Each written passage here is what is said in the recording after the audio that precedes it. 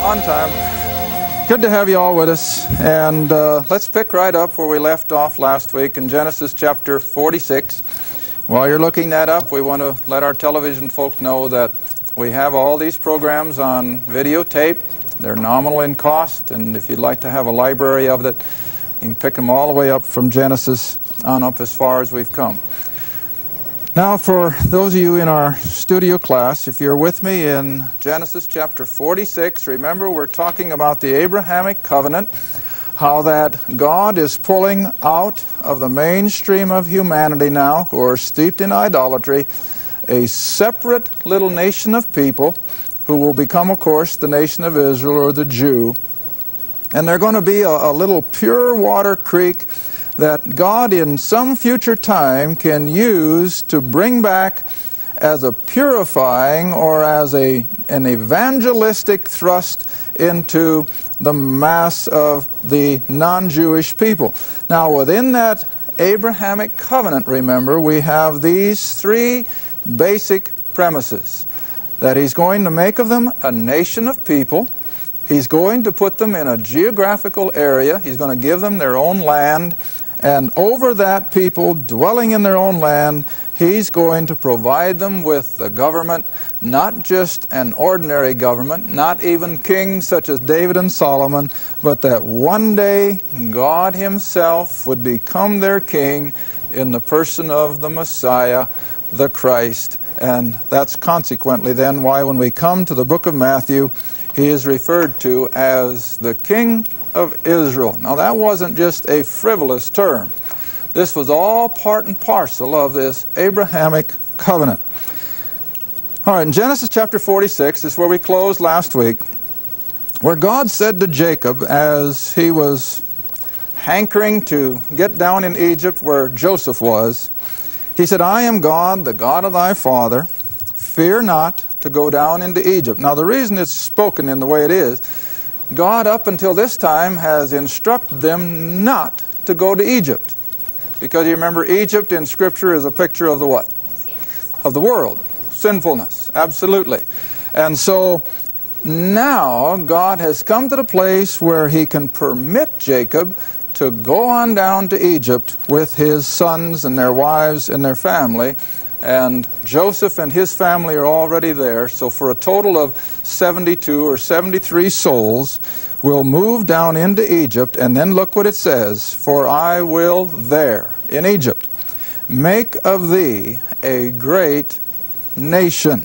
Now then, if you'll come to the book of Exodus, and we'll be studying this, of course, in detail when we get there chronologically. But you'll see in Exodus chapter 1, drop down to verse 5, where it says, "And all the souls that came out of the loins of Jacob were 70, for Joseph was in Egypt already." And then verse 7, "And the children of Israel were fruitful and increased abundantly, multiplied, waxed exceeding mighty, and the land," that is, the land of Egypt, Goshen in particular, "was filled with them." And so they began to just multiply until finally, verse 9, the king of Egypt had to do something drastic, because he said, "Behold, the people of the children of Israel are more and mightier than we." Now if you'll turn on over to Exodus chapter 19, one of the other benchmark verses of Scripture, a verse I dare say that most nominal Christians don't even realize it's in their Bible. But it is such an important verse in light of this covenant that we're studying. In Exodus chapter 19, drop down to verse 5. And again, get the setting. Israel is now out of the land of Egypt. They have come through the Red Sea experience. They are gathered around Mount Sinai. And in chapter 20, of course, they're going to receive the 10 Commandments. But just before God gives the commandments to Moses, look what He tells this nation of people. "Now therefore, if..." Now what kind of a word do we call that in English? conditional, isn't it? If. It's going to be up to them. But if you will obey my voice indeed and keep my covenant. See how many times that word comes up? And if you'll keep my covenant, then you shall be a peculiar. Now the word peculiar in its original is not as we think of as someone odd or a little bit different. But the word in its original language was of intrinsic value. You shall be a special people, all right? Unto me above all people. Why? Because God is sovereign. He can do any way He wants to do. For He says, all the earth is mine. Now look at verse 6. Underline it, circle it, do something with it. Because this is a crucial verse if you're going to understand even the New Testament. And He says, you, the nation of Israel, you shall be unto me a, what's the next word? Kingdom. You shall be a kingdom of priests. Now let's stop. As we understand the word priest, what is the role of a priest? So far as God and man is concerned, what's the role of a priest? He's a go-between, isn't he? Now, we're not acquainted with that so much, especially Protestants. Now, our Catholic friends understand it a little better than we do. Because after all, isn't that what they think of in terms of their priest? He's the go-between, between them and God. Now, that's the term priest. Now, Israel was being promised that if they would be obedient to the commands and the covenants of God, they would be a kingdom, a nation of priests, go-betweens, and a holy. Now that word holy means separated. Doesn't mean perfect, but it means separated. A holy or a separated, what's the next word? Nation. Now there's plain English. Israel now is a large enough group of people now brought out of Egypt. God is going to give them the commandments. He's going to give them the system of worship, which we now recognize as the system of law, the temple and all the rest of it. But the whole idea of this thing is that they were to become a nation of go-betweens. Now the best verse I guess I can show that would be in fulfillment of that if you'll go all the way back to Zechariah. Now Zechariah is the last book in your Old Testament. So if you get to Matthew, just back up through Malachi and you'll come to Zechariah and come down to chapter 8. Zechariah chapter 8. And try to keep all this sorted out now in your memory. That Israel has become a nation of people while they're down there in Egypt. God has miraculously brought them out. They're around Mount Sinai, ready to be given the very system that's going to prepare them for this role. They are now a nation of people, and He is promising that they can be priests of God. They could be the go-between, not just between each other, but between themselves and, again, this river of humanity. Now remember, this is the whole idea of separating this little nation of people, is to prepare them for the day when they could be all that God wanted them to be with regard to the non-Jewish people, which we normally refer to now as Gentiles. All right, you got Zechariah chapter 8, verse 20. Thus saith the Lord of hosts, it shall yet come to pass. Now it hasn't yet. It's still future. But of course in Zechariah's time, we're back there about 450 BC, but we could still say it's appropriate because it never did happen up till now. Thus saith the Lord of hosts, it shall yet come to pass that there shall come people and the inhabitants of many cities, and the inhabitants of one city shall go to another, saying, let us go speedily to pray before the Lord, or Jehovah, and to seek the Lord of hosts. And these people will say, and I'll go with you. I'll go also. Verse 22. Yea, many people. And strong, what's the next word? Nations. See, I'm a stickler for every word. People and nations, plural, shall come to seek the Lord of hosts where? In Jerusalem, not heaven, Jerusalem. Oh, it's going to be the center of all this activity. And to pray before the Lord or before Jehovah. Now verse 23. I think most of you have been in my classes long. You've already got this well underlined. Thus saith the Lord of hosts, in those days, what days? When God is finally using Israel to evangelize the nations. In those days, it shall come to pass that 10 men shall take hold out of all languages around the world. Every tongue and tribe and nation of people will take hold, even the skirt of him who is a Jew. And what will they say to that Jew? Oh, we want to go with you, for we have heard what? God is with you. That's where everything is happening. And this was what Israel had in her future. Oh, she could come to the place where 10 men to 1 would say, can we go with you and go back to Jerusalem and meet this God of yours, that we can have fellowship with him as you do? Wasn't that a tremendous prospect? And Israel, what? They blew it. They blew it. But oh, I want you to see that this was the potential all the way up through the Old Testament. Another verse just came to mind a moment ago. Maybe let's go to the New Testament.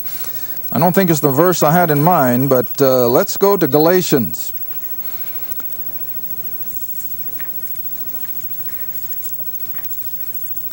Come to Galatians, and I'm just trying to sort out and see what we can use the quickest and which would be the clearest. I think chapter 3. In Galatians chapter 3,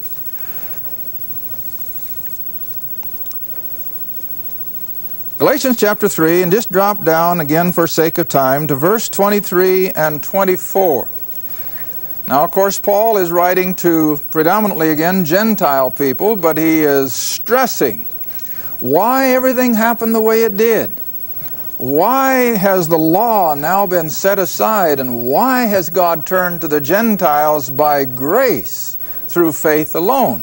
Well, he's recapping. Now in Galatians 3, verse 23, he says, before faith came, or the faith way came, we, he's speaking as a Jew, were kept under the law, shut up, confined to the faith which should afterwards be revealed. Now verse 24 says it all. Wherefore the law was our, what's the word? Schoolmaster. Now what in the world is the role of a schoolmaster? Come on, you parents. Oh, to teach your kids. And why do we educate our children?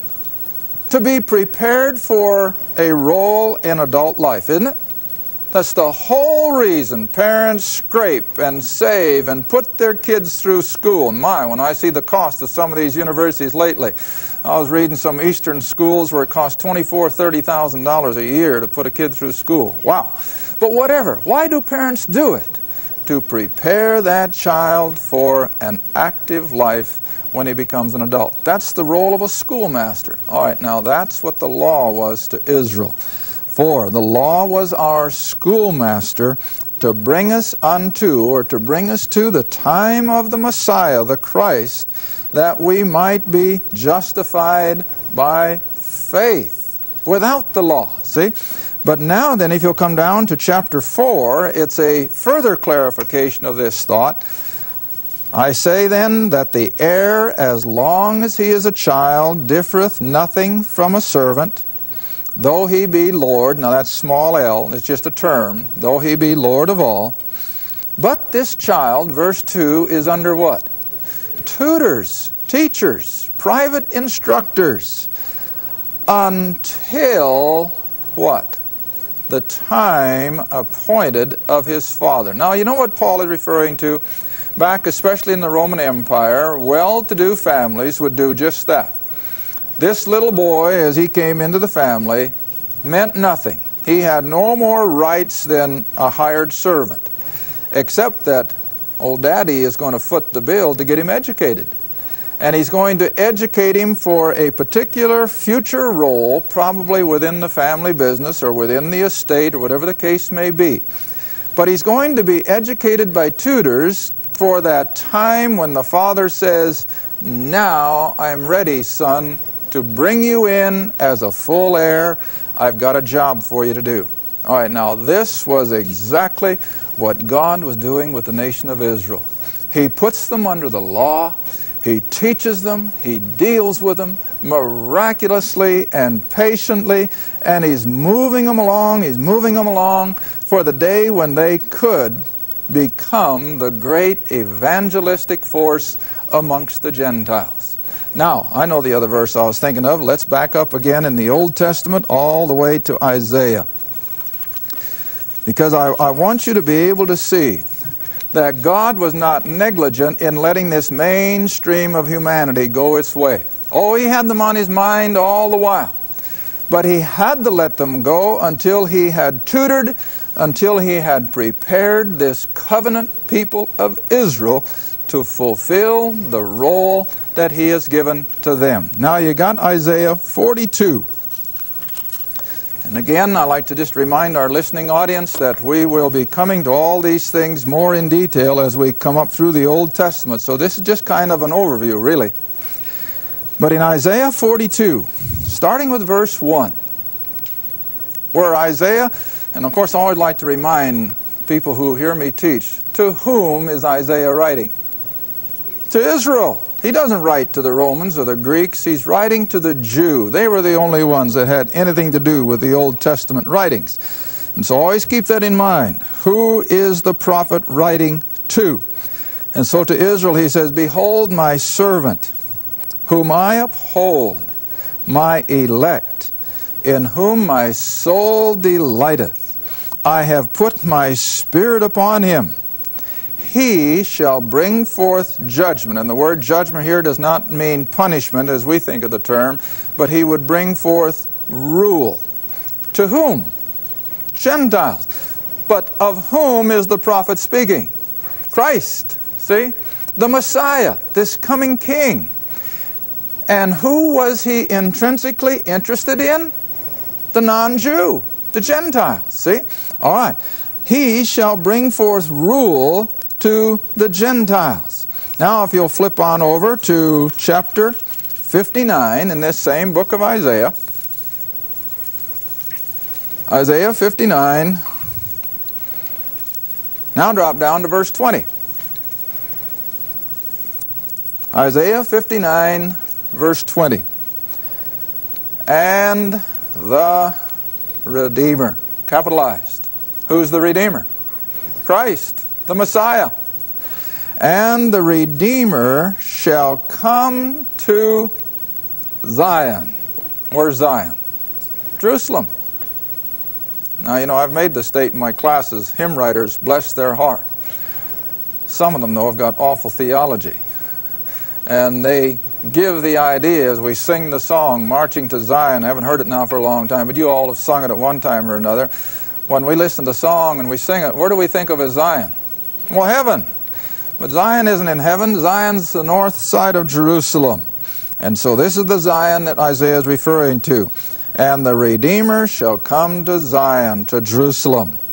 "And unto them that turn from transgression in Jacob," that is, of the children of Israel. "As for me," God says, "this is my," what's that word again? Covenant. "This is my covenant with them, saith the Lord, my spirit that is upon thee, and my words which I have put in thy mouth shall not depart out of thy mouth, nor out of the mouth of thy seed, or your children, nor out of the mouth of thy seed's seed, saith the Lord, from henceforth forever." But now don't stop there. Come right into the next chapter. Chapter 60, verse 1, where it says, "Arise, shine, for thy light is come, and the glory of the Lord is risen upon thee." Now who's the thee? Israel. What time is it referring to? When their Messiah was there. See?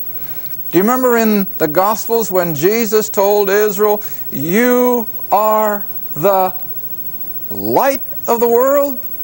A couple verses down it says, you are the salt of the earth. Oh, what was he talking about? They were to be the vehicle. All right, now let's come back here to Isaiah 60. For the glory of the Lord is risen upon thee, for behold, the darkness, spiritual darkness, shall cover the earth, and gross darkness even the people. Now who are the people? Israel, the Jew. And hasn't that been true? Spiritually blinded. And so God foresaw all this. But, go on. But, there's that three-lettered word that makes the difference. But, the Lord shall arise upon thee. For what purpose?